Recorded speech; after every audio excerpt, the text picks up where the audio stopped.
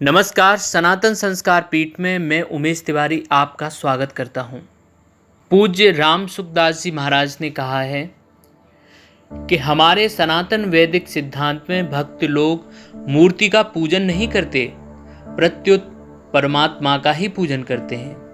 तात्पर्य है कि जो परमात्मा सब जगह पर पूर्ण है, उसका विशेष ख्याल करने के लिए मूर्ति बनाकर उस मूर्ति में उस परमात्मा का पूजन करते हैं, जिससे सुगमता पूर्वक परमात्मा का ध्यान चिंतन होता रहे। अगर मूर्ति की ही पूजा होती तो पूजक के भीतर पत्थर की मूर्ति का ही भाव होना चाहिए और वह मूर्ति से प्रार्थना करता और कहता कि तुम अमुक पर्वत से निकले हो, अमुक व्यक्ति ने तुमको बनाया है, अमुक व्यक्ति ने तुमको यहाँ लाकर रखा है, अतः हे पत्थर देव तुम मेरा कल्याण करो। परंतु ऐसा कोई नहीं कहता, तो फिर ये मूर्ति पूजा कहाँ हुई?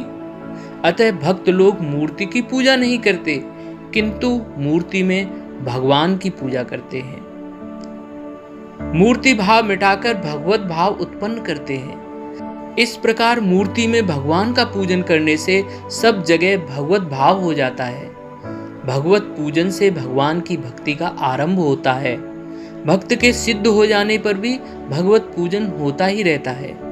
मूर्ति में अपनी पूजा के विषय में भगवान ने गीता में कहा है कि भक्त लोग भक्ति पूर्वक मेरे को नमस्कार करते हुए मेरी उपासना करते हैं। जो भक्त श्रद्धा पूर्वक प्रेम पूर्वक पत्र पुष्प फल जल आदि मेरे लिए अर्पण करता है, उसके दिए हुए उपहार को मैं खा लेता हूँ। देवताओं, ब्राह्मणों, आचार्य, माता पिता आदि बड़े बूढ़ों और ज्ञानी जीवन मुक्त महात्माओं का पूजन करना शारीरिक तप है।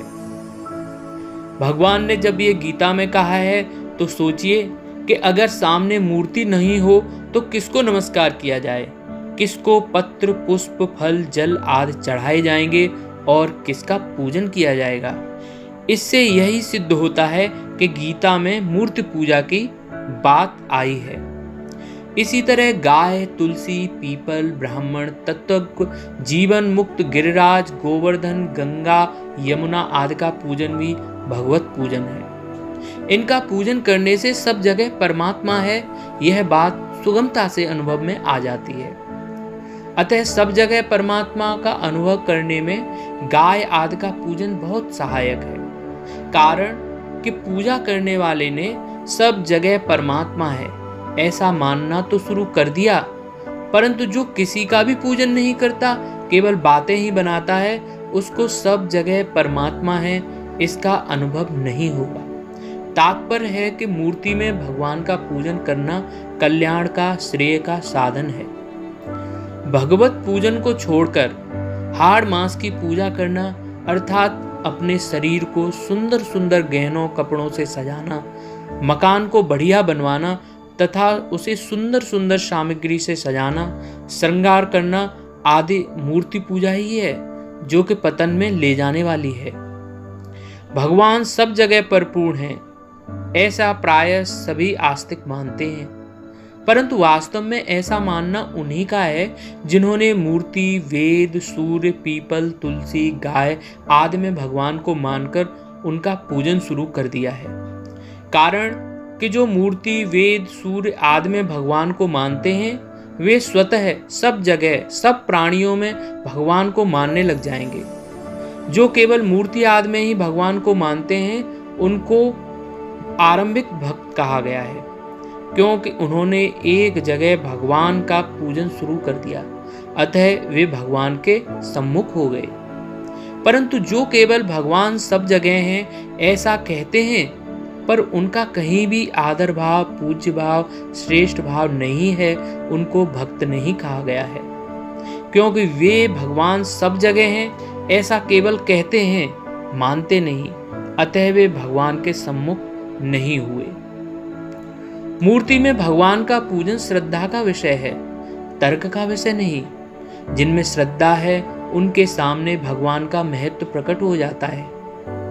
उनके द्वारा की गई पूजा को भगवान ग्रहण करते हैं। उनके हाथ से भगवान प्रसाद ग्रहण करते हैं। जैसे कर्माबाई से भगवान ने खिचड़ी खाई, धन्ना भक्त से भगवान ने टिक्कड़ खाए, मीराबाई से भगवान ने दूध पिया, आदि आदि। तात्पर्य है कि श्रद्धा भक्ति से भगवान मूर्ति में प्रकट हो जाते हैं। अब प्रश्न उठता है कि भक्त लोग भगवान को भोग लगाते हैं तो भगवान उसको ग्रहण करते हैं, इसका क्या पता? तो इस संबंध में हमें जानना चाहिए कि भगवान के दरबार में वस्तु की प्रधानता नहीं है, प्रत्युत भाव की प्रधानता है। भाव के कारण ही भगवान भक्त के द्वारा अर्पित वस्तुओं और क्रियाओं को ग्रहण कर लेते हैं। भक्त का भाव भगवान को भोजन कराने का होता है तो भगवान को भूख लग जाती है और वे प्रकट होकर भोजन कर लेते हैं। भक्त के भाव के कारण भगवान जिस वस्तु को ग्रहण करते हैं वह वस्तु नाशवान नहीं रहती, प्रत्युत दिव्य और चिन्मय हो जाती है। अगर वैसा भाव न हो, भाव में कमी हो तो भी भगवान भक्त के द्वारा भोजन अर्पण करने मात्र से संतुष्ट हो जाते हैं। भगवान के संतुष्ट होने में वस्तु और क्रिया की प्रधानता नहीं है, प्रत्युत भाव की ही प्रधानता है। संतों ने कहा है, भाव भगत की राबड़ी मीठी लागे वीर, बिन भाव कालू कहे कड़वी लागे खीर।